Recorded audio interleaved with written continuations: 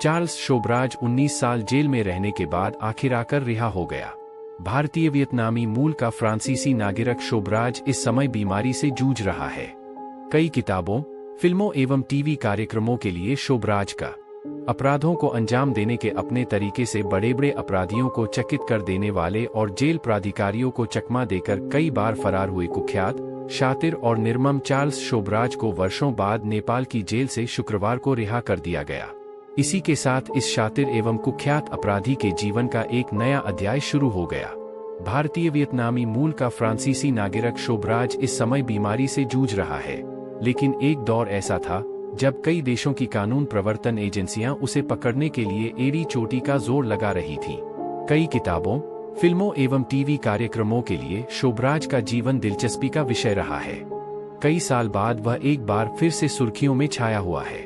मैं अपनी मर्जी से जेल से भाग सकता हूँ। रिचर्ड नेविले की पुस्तक the life and crimes of Charles Sobhraj के अनुसार एक समय एशिया के सबसे बड़े अपराधी समझे जाने वाले शोबराज ने एक बार कहा था कि मैं अपनी मर्जी से जेल से भाग सकता हूँ। मैं अपनी मर्जी से लूट सकता हूँ। मैं जैसे चाहता हूँ वैसे जी सकता हूँ।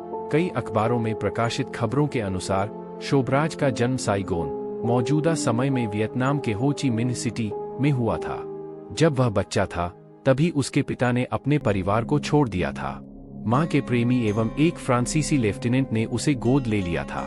अपने सौतेले भाई बहनों के कारण माता पिता की बेरुखी झेलने वाला शोबराज बचपन से ही छोटे मोटे अपराधों को अंजाम देने लगा था।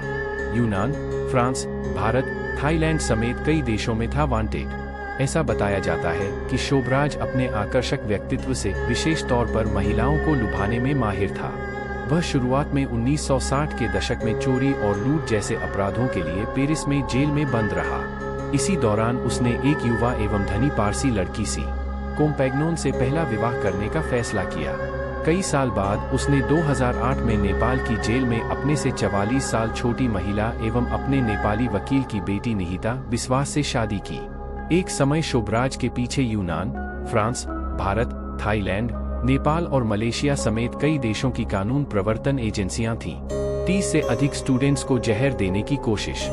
वह 1970 के दशक में कई पश्चिमी पर्यटकों की हत्या करने के कारण इंटरपोल की सर्वाधिक वांछित अपराधियों की सूची में रहा।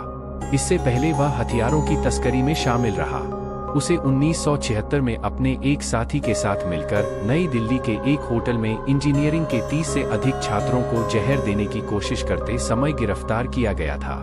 बाद में पता चला कि उसने एक फ्रांसीसी पर्यटक की भी हत्या की है। 1986 में तिहाड़ जेल से भागा था शोबराज। उसे विभिन्न अपराधों के लिए तिहाड़ जेल में 12 साल कैद की सजा सुनाई गई, लेकिन 1986 में वह कड़ी सुरक्षा वाली जेल तोड़कर भाग गया और सुर्खियों में आया। उसे जल्द ही गोवा के ओकोकेरियो रेस्तरां से गिरफ्तार किया गया और फिर वह 1997 तक जेल में रहा। कई लोगों का मानना है कि शोबराज थाईलैंड को प्रत्यर्पित किए जाने से बचने के लिए तिहाड़ जेल से भाग निकला था। थाईलैंड में उसे पटाया में एक समुद्र तट पर 6 महिलाओं को नशीला पदार्थ देने और उनकी हत्या के मामले में मौत की सजा दी गई थी। तिहाड़ जेल में रहते हुए थाईलैंड में उसके गिरफ्तारी वारंट की अवधि समाप्त हो गई थी। पिछले कई साल से नेपाल की जेल में बंद शोबराज को रिहा करके शुक्रवार को फ्रांस भेज दिया गया।